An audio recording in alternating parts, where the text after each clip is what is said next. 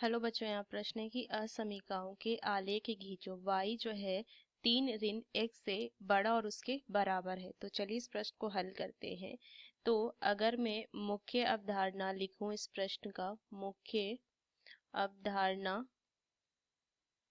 तो देखिए ये दो चर राशियों राशियों के रैखिक रैखिक असमीकाओं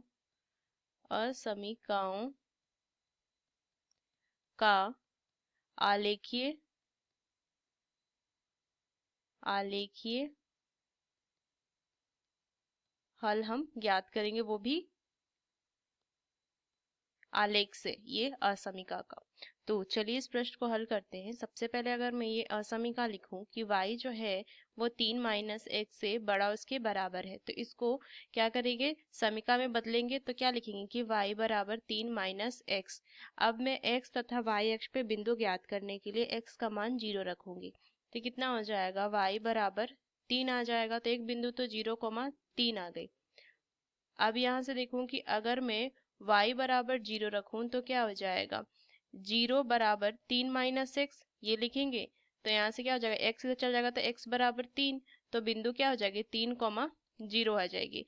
अब ये दो बिंदु निकल गई। अब दो बिंदु क्या करेंगे, मैं दर्शाऊंगी XY अक्ष पे। तो 0,3 और 3,0। तो ये x अक्ष है, y अक्ष है, माइनस x है, माइनस y है। मूल बिंदु है 1, 2, 3, 4, 5।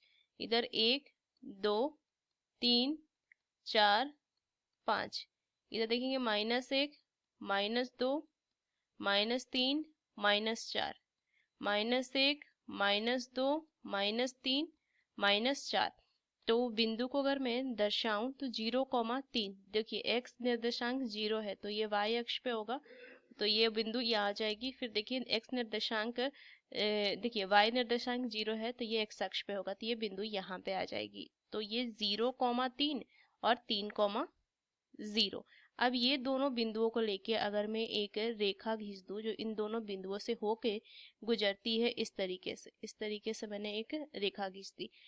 अब ये मैं क्या करूंगी, मूल बिंदु जो है वो मैं लेती हूँ कि ये समीका संतुष्ट कर रही है कि नहीं। तो 0,0 पे असमीका क्या थी मेरी, y जो है वो 3 माइनस एक्स से बड़ा और उसके बराबर है। तो अगर मैं 0 रख के देखूं तो क्या हो जाएगा, देखिए ये असत्य हो गई।